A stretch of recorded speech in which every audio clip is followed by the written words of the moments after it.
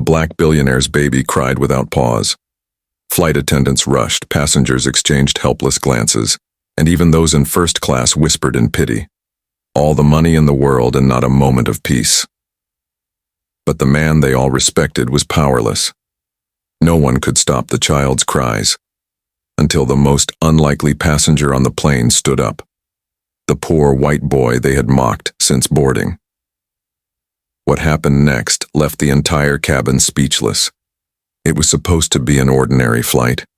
Business travelers flipping through laptops, tired executives closing their eyes, attendants moving briskly with practiced ease, the kind of quiet that fills the air when a plane has settled into the rhythm of the sky. But tonight, quiet was a luxury no one had. From the moment the aircraft lifted into the dark, the infant's cries sliced through the silence, turning the cabin into a cage of restless sighs and helpless looks. The father, a man whose name was etched into skyscrapers, a billionaire admired for his brilliance and tenacity, now sat in first class with beads of sweat on his brow. His suit, tailored to perfection, seemed to tighten around his shoulders as he rocked his child with the gentlest of hands. He whispered lullabies, hummed melodies, even pressed his forehead to his son's in a silent plea. Yet nothing worked. The baby's cries only grew louder, sharper, echoing off the cabin walls like a wound no one could ignore. The attendants tried their best. Warm milk, cool cloths, soothing words. They offered plush toys and small rattles, but the child rejected them all. Every attempt fell flat. Every second stretched into eternity.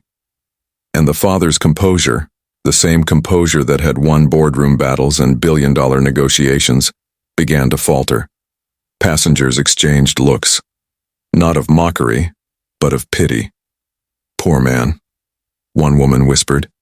"Even his money can't help him now." Another shook his head softly. "Some things can't be bought." They sympathized with him, admired his struggle, but none dared step in. After all, who among them could possibly calm the child when even his father could not? But while all eyes turned toward the struggling billionaire, another pair of eyes remained fixed on the floor of the back row. A boy, pale-skinned, slight, his jacket too thin for the cold cabin air. His sneakers were scuffed, the soles peeling at the edges. A second-hand backpack sat at his feet, patched and frayed from years of use. He had boarded last, head lowered, hoping to go unnoticed. But he hadn't gone unnoticed. From the moment he stepped onto the plane, whispers followed him. "What's he doing here?" someone had murmured. "Doesn't look like first class." Probably a mistake. They didn't bother hiding their smirks. To them, he was out of place. A poor white boy surrounded by a sea of polished black professionals, executives and families who carried themselves with dignity and pride. In their eyes, he was a blemish on the perfection of their flight. He shrank under their stares, pulling his backpack closer, praying the flight would pass without more humiliation. But now, as the cries dragged on, his fists tightened on his knees.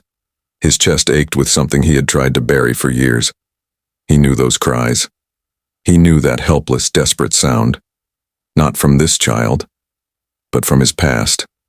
Nights when his baby sister had wailed in the darkness after their mother's death. Nights when no one else came, and it was up to him, just a boy, to rock her, soothe her, whisper comfort into her ear, until exhaustion finally closed her eyes. The sound of this baby's cries pulled those memories back, raw and unshakable. He couldn't ignore them. He couldn't sit by while everyone pitied the father but dismissed him as nothing.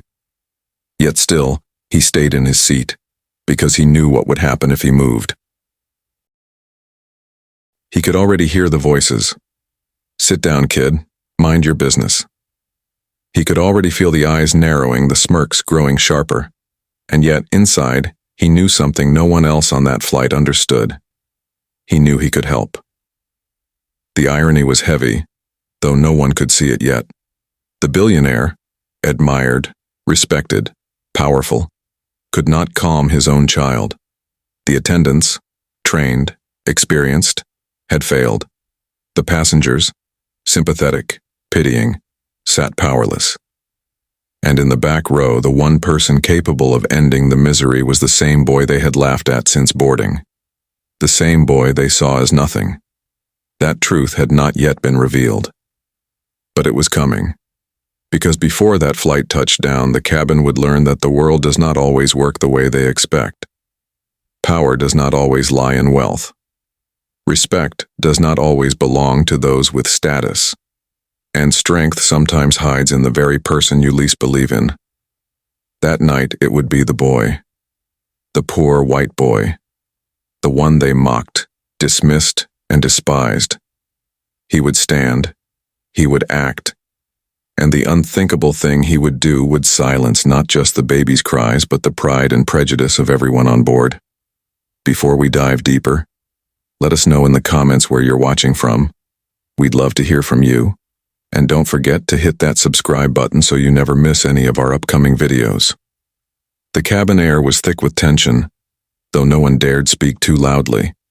The billionaire's child still wailed in his arms, a sound that seemed to pierce every layer of glass and metal holding the aircraft together. Passengers shifted uncomfortably in their wide leather seats, their faces contorted between pity for the father and irritation at the noise. A crying baby could test the patience of anyone, but this was no ordinary passenger. This was him, Elijah Cole, the billionaire who had built empires out of dust, who had risen from small beginnings to become a symbol of wealth and power in America. Every black man and woman on that flight knew his name. His face had been on the cover of magazines, his speeches played on television screens. His presence felt like royalty. He was admired, envied, respected. And yet, at that moment, he was helpless, rocking his crying son while whispers swept through the cabin like wildfire. All that money, a woman in pearls muttered to her neighbor, and he can't quiet his own child. Her companion gave a sympathetic shrug. Some things money can't buy. Poor man. Imagine the weight he carries. Empires, reputation, and now a screaming baby at 30,000 feet. Around them, others sighed and shook their heads. It wasn't mockery directed at him. Not exactly. If anything, there was a strange reverence in their pity. Elijah Cole was untouchable, even in his weakness. His baby's cries were not a shame, but a burden shared in silence by those who knew that no amount of wealth could shield a man from sleepless nights and restless children. But if their pity softened toward the billionaire, their cruelty sharpened toward another passenger. In the very back of first class, seated awkwardly in clothes that did not fit the polished atmosphere of the cabin, was a boy. A poor white boy, no older than 17, his hands clenched around a frayed backpack resting on his lap. His hair was untidy, his shoes scuffed, his face pale and drawn. Every glance he drew from the other passengers carried the same unspoken question. How did he get here? From the moment he boarded, he had been an outsider. The attendants' smiles tightened when they saw his ticket. The passengers adjusted their luggage to keep distance. He wasn't meant to be here, not in their eyes. His very presence unsettled them, and when the baby's cries reached their peak, it seemed to give everyone license to turn their disdain into words. Snow rat, a man in a tailored gray suit whispered just loud enough for the row behind him to hear. He didn't even look at the boy when he said it. He simply shook his head as though disgusted by something foul in the air. Chalk roach, another muttered, her gold bracelets jingling as she gestured toward the boy with disdain. Crawled in where he doesn't belong. A chuckle rolled across the aisle. Look at him, bleach boy. Bet he's never seen the inside of a place like this. Someone must have felt sorry for him at the gate. The words weren't hidden. They weren't whispered out of fear of offense. They were spoken with the sharpness of knives, cutting into him while others nodded in cruel agreement. The boy's cheeks flushed red, his jaw clenched, but he said nothing. He stared down at his backpack, gripping it as if it were the only thing tethering him to the world. Powder rat, a voice behind him sneered. Wonder if he even paid for that seat. Probably slipped in with the baggage. The laughter that followed wasn't loud, but it was cruel. A collective agreement that he was an intruder, a contaminant in their polished world of wealth and elegance. Even the attendants, though trained in professionalism, couldn't fully mask their unease. When they served him water, their hands moved quickly, their eyes avoiding his. When he asked a question about the flight time, the answer was curt, delivered without the warmth shown to others. Every gesture, every glance reminded him that he was unwanted. And so he sat there, isolated. The poor white boy surrounded by polished black wealth, each insult landing heavier than the one before. He had no defense, no ally, no one. The cries did not stop. Minute after minute, mile after mile, the billionaire's baby wailed as if the pressure of the cabin itself were crushing his small lungs. Nothing soothed him. Not the lull of his father's voice, not the gentle rocking of his mother's arms, not the hushed murmurs of attendants offering suggestions no one truly believed would work. Passengers tried to mask their frustration. Some pulled blankets over their heads. Others pressed earbuds deep, cranking up music to drown the noise. But a child's scream was not so easily erased. It cut through silk-lined comfort, through the clink of glasses and the hum of engines until all that remained was a single truth. Elijah Cole, billionaire, empire builder, untouchable icon, was powerless. And yet, even in his weakness, no one dared mock him. If anything, their whispers softened, spoken with pity wrapped in awe. Poor man, someone murmured. All that power, and still helpless against his own baby's tears. Money builds towers, another said, shaking her head. But it cannot build silence. They pitied him, respected him, even admired his persistence as he paced the aisle, his tailored suit wrinkling, his forehead damp. Every passenger shared in his misery, but none dared step forward. To help would be to risk embarrassment, to invite the gaze of others if failure followed. And no one would presume to show the billionaire how to soothe his own child. No one, except the boy in the back. But to the passengers, he was not even part of the same world. The divide on that plane was clear. On one side stood wealth, elegance, legacy, all embodied in Elijah Cole and the men and women who shared his cabin. On the other side sat poverty, fragility, and pale-skinned otherness, all embodied in the boy they mocked from the moment he boarded. Snow rat, someone hissed again as the boy shifted in his seat. Looks like he's never seen the inside of an airplane. He probably hitched a ride under the wheel well and begged for a seat, another said, earning a ripple of laughter. The boy's cheeks flushed, but he kept his head low. His fingers fidgeted with the strap of his bag, the leather worn thin. He had not spoken since boarding. Not one word. He endured every insult in silence, as though his very existence were offense enough. Still, the words came. "Chalk-roach," a woman spat when he accidentally brushed the armrest while adjusting his seat. "Don't touch me." "Milk rat," muttered another passenger.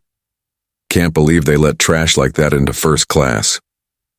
The attendants' gazes followed the tone of the cabin. They didn't insult him openly, but their small gestures spoke volumes. The glass of water set too quickly on his tray, the napkin placed without a smile, the request answered with clipped efficiency. He was tolerated, not welcomed. A passenger only in name, not in spirit. All the while, the baby screamed. Elijah's face grew pale with exhaustion. He pressed the child against his shoulder, rubbed small circles on his back, whispered words that trembled into the air. His eyes flicked toward the passengers, shame heavy in his gaze. And in return, he saw not laughter, not cruelty, but pity. Genuine pity.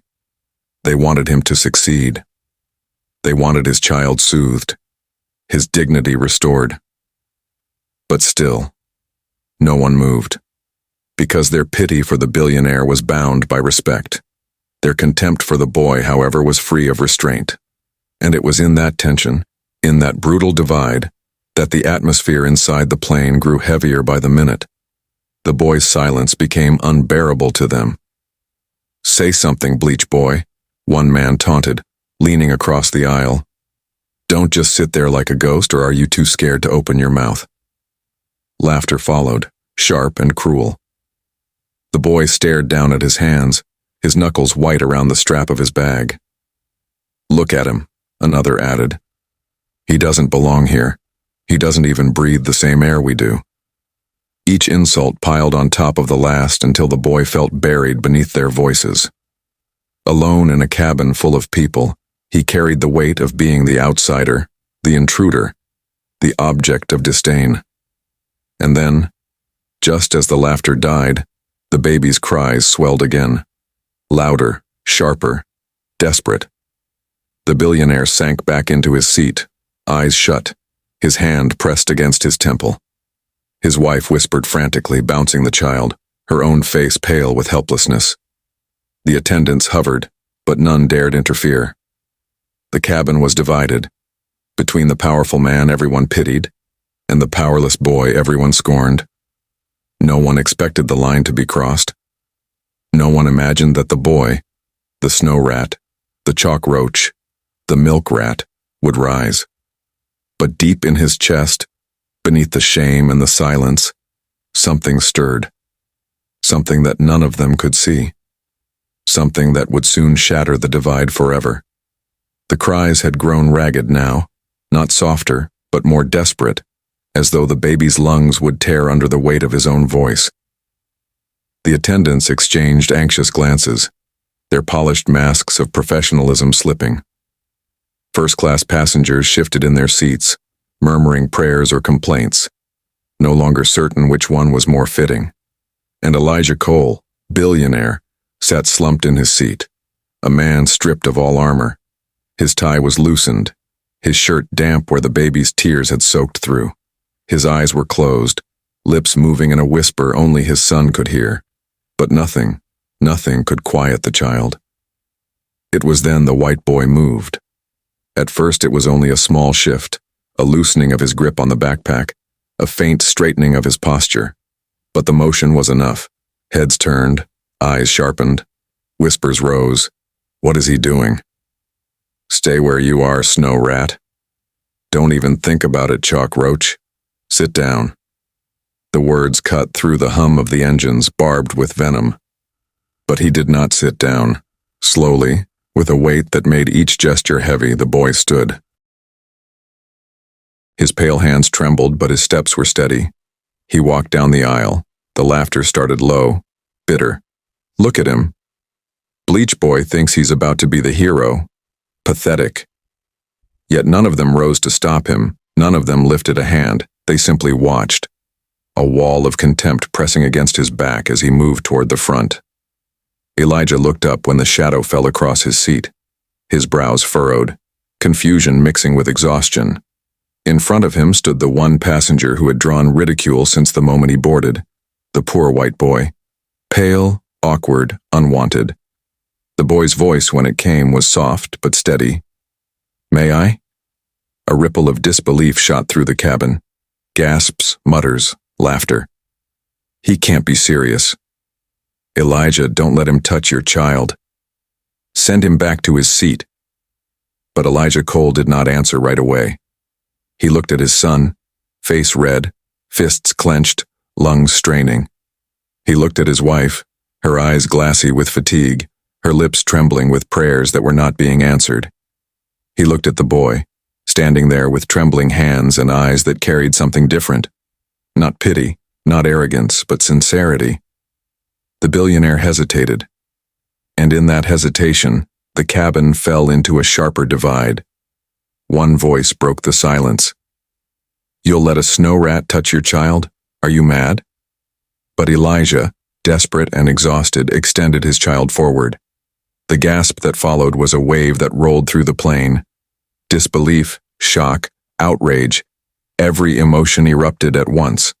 Some shook their heads violently, others whispered curses. A woman in the second row covered her mouth as though watching a tragedy unfold. The boy took the baby carefully, almost reverently, as though cradling something fragile beyond measure. The child's cries pierced his ears, loud and relentless. But he did not flinch. He pressed the baby gently against his chest, rocking with a rhythm so natural it seemed impossible. He whispered, words no one else could hear, his lips brushing the crown of the child's head. At first, nothing changed. The cries rose, angry and desperate. Passengers sneered, muttered insults louder now. Give him back. He's making it worse. Filthy hands don't belong on a billionaire's child. But then, something shifted. The baby's cries faltered, caught in his throat. A hiccup broke through the sound, then another. The fists loosened, unclenching slowly. The red in his cheeks began to fade. The cabin grew quieter. The boy's arms swayed gently, his hum low, steady, almost primal. The sound was not music, not even melody, but rhythm, the heartbeat of comfort, ancient and instinctive. The baby pressed his face against the boy's chest and let out a final sob. Then silence, complete silence. The boy kept rocking, his eyes downcast, his lips still moving in whispers no one else could hear. And in his arms, the billionaire's child slept. The cabin froze. No one moved. No one spoke. The disbelief was too heavy, the shame too sharp. The insults they had hurled, the laughter, the disdain, echoed back in their own minds, louder now in the silence than they had been when spoken. The billionaire stared, his mouth slightly open, his eyes glassy with something he had not shown anyone before. Vulnerability. His wife pressed a trembling hand to her lips, her body shaking with relief. Around them, the passengers who had sneered and mocked could only stare. The snow rat had done what none of them, with all their wealth and polish, had dared to attempt. The chalk roach had soothed the child, that even the billionaire could not calm. The silence stretched on, heavy, crushing. No one dared break it, for to speak would be to acknowledge the truth, that everything they had believed about him, everything they had said, had been wrong. The boy did not gloat. He did not look at them. He simply sat, still cradling the child, rocking gently as though the world beyond that moment did not exist. And in that silence, the entire cabin felt something they could not yet name. Shame, wonder, and fear. Because if the boy they had mocked, despised, dehumanized, if he could hold power none of them possessed, what did that say about them? The silence held. For the first time since the plane left the runway, there was peace in the cabin. The baby, who had cried until his face turned red, lay sleeping soundly against the boy's chest. His small breaths rose and fell in steady rhythm, his fists unclenched, his body calm. The hum of the engines was all that remained, steady and low, like a heartbeat that had always been there but had been buried beneath chaos. The boy did not move quickly. His hands stayed firm, his arms swayed gently, his pale face bent close to the child as though afraid to disturb the fragile calm he had built. He did not look up, did not search for approval, did not demand recognition. He simply held the baby, the very image of quiet defiance. But around him the passengers stirred. At first it was a ripple of whispers, sharp and hushed, carrying the sting of disbelief. How? It doesn't make sense. What did he do? No one could answer. Some leaned forward in their seats, craning their necks to catch a glimpse, as though the act itself would make more sense if seen from a different angle. But no matter how they looked, the truth remained the same. The snow rat, the chalk roach, the boy they had spat on with their words, had done what none of them dared. The billionaire's wife reached out a trembling hand, brushing a tear from her cheek. Her lips parted, words caught in her throat. Gratitude and disbelief collided in her expression, but no sound came. She could not thank him. Not yet. The weight of the moment pressed too heavy. Elijah Cole, the man who had stood in boardrooms and bent nations to his will, simply stared. His eyes, dark and sharp, glistened with exhaustion. Yes, but something else too. Recognition. He had not asked for this. He had not expected salvation from the one passenger who seemed least capable of giving it. And yet here it was, undeniable. The murmurs grew louder. He shouldn't even be here. It must have been luck. Coincidence, nothing more. The words were defenses, weak walls built to protect fragile pride. But every defense cracked beneath the silence of the sleeping child. There was no coincidence in the steady arms of the boy. There was no luck in the rhythm of his rocking. It was deliberate. It was human. It was real. And with every breath the child took, the passengers felt their shame deepen, because they remembered their words. They remembered the laughter, the insults, the mockery. Snow rat, chalk roach, milk rat. They remembered how they had stripped him of dignity, denied him humanity, written him off as nothing more than filth in their polished world. And yet here he was, doing what none of them could. One woman in the second row lowered her eyes to her lap, her bracelets clinking as her hands trembled. She remembered calling him filth. Now she could not bear to look at him. Another passenger shifted uncomfortably, tugging at his tie, his throat dry with a shame he would never admit aloud. But not all felt shame. Some clenched their fists tighter, their pride too sharp to bend. "It doesn't change anything," a man muttered under his breath, his jaw tight. "He's still trash. One act doesn't erase what he is." Yet even as he spoke, the words tasted hollow. His neighbor did not nod this time. No one joined in the muttered insult. The air had shifted. The divide was no longer safe. The attendants stood frozen in the aisle, their polished masks slipping further with each passing second. They had served him with cold hands, answered him with clipped voices. Now they stared at him with wide eyes as though seeing him for the first time. One adjusted her collar nervously, uncertain whether to step forward, uncertain whether she even had the right. And in the center of it all, the boy remained silent. He did not ask for validation. He did not seek revenge with his eyes.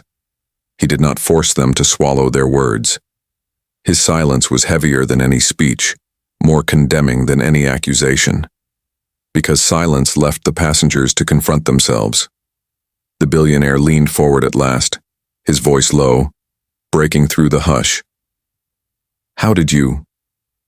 The boy looked up for the first time, his eyes pale and steady. His voice was soft, almost a whisper. "I just listened." The words sank into the cabin, simple yet piercing. I just listened. No wealth, no power, no reputation had given anyone else the patience to do what he had done. He had listened, not to the noise, not to the ridicule, but to the child. And that had been enough. The billionaire sat back, his chest rising with a long, heavy breath. His wife covered her mouth again, her shoulders trembling. For the first time in hours, she smiled, faint, but real. Around them, shame deepened. Some passengers looked away. Others stared openly, unable to turn their gaze from the boy they had despised. But none spoke. No insult dared rise again. The revelation was too sharp, too undeniable. The poor white boy they had mocked had crossed the divide they had built. And in doing so, he had revealed not his weakness, but theirs. For the truth was clear now, clearer than the hum of engines, clearer than the silence of the baby's sleep. Their cruelty had blinded them. Their pride had chained them. And the one they considered beneath them had carried a strength they could not match. The shame was theirs. The silence was his. And though no one said it aloud, every passenger knew the flight would not be remembered for its destination. It would be remembered for this moment, for this boy, for this revelation. The cabin remained heavy with silence long after the baby's cries had faded. Where moments before there had been chaos, laughter, insults, pity, helplessness, there was now only the steady breath of a sleeping child in the arms of the boy no one had wanted. Time seemed suspended. The engines hummed. The lights dimmed slightly. And for the first time since takeoff, peace covered the cabin like a blanket none of them deserved. Elijah Cole leaned back in his seat, his eyes fixed on his son, His lips parted as though trying to form words that refused to come. A man who had once commanded headlines and markets now sat silent before a boy who had undone him, not with power, not with wealth, but with gentleness. His wife, hands trembling, brushed the baby's hair with her fingertips. Her eyes shone with gratitude, though her voice never rose. She could not speak either. Words, after all, felt small compared to what she had witnessed. The attendants moved softly now, no longer rushing, no longer clipped. Their footsteps were careful, their glances hesitant. They passed by the boy slowly, their eyes dropping, ashamed to meet his. They had handed him water like he was less than human, answered his questions as though he were an inconvenience. Now they saw him as something else entirely, though none could name it. And the passengers, those polished men and women draped in wealth and pride, sat in uneasy stillness. They did not dare speak aloud, not after all they had said. Snow rat, chalk roach, milk rat. The words echoed back at them, louder now than when they had mocked him. They heard themselves, and in hearing, they condemned themselves. Some shifted in their seats as though movement could free them from their shame. Some glanced toward him, then away quickly, their faces burning. A few simply bowed their heads, unable to lift their gaze at all. No one laughed, no one dared. The divide that had defined the flight, the line between the billionaire and the boy, between wealth and poverty, between acceptance and rejection, had been shattered. And in its place was silence, a silence so deep it seemed to stretch all the way to the cockpit. The boy himself never looked up. He did not search their faces, did not demand their recognition. He simply rocked the baby slowly, his eyes fixed downward, his lips moving faintly in the rhythm of a hum only the child could hear. He did not need their words. His act was enough. As the captain's voice filled the cabin, "Ladies and gentlemen, we've begun our descent." The silence broke only slightly. Passengers adjusted their belts, collected their belongings, all in uneasy quiet. The usual chatter of descent, the anticipation of landing, the polite exchanges, none came. The flight would not end in normalcy. It could not, because every passenger knew what they would carry with them when they stepped off that plane. Not their luggage, not their pride, but the memory of what they had seen. The billionaire's eyes finally lifted, meeting the boy's. It was not a look of command, not a look of superiority. It was something else. Acknowledgement. Quiet, solemn acknowledgement. The boy met his gaze briefly, then looked back down at the child. The exchange lasted only seconds, but it was enough. It was more than words. As the wheels touched the runway and the cabin jolted gently, every passenger seemed to hold their breath. The baby stirred slightly, then settled again, still wrapped in sleep. The boy held steady, never faltering. And as the engines roared down the strip, the silence returned, heavier than ever. Because they all knew.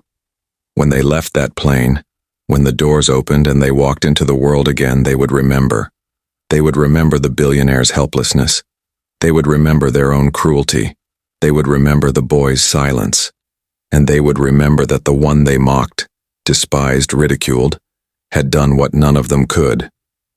The flight had ended, but the revelation had only just begun. When the doors opened and the passengers filed out, not one of them carried themselves with the same air they had when boarding. Their clothes were the same, their jewelry still glittered, their wealth unchanged, but something inside had shifted.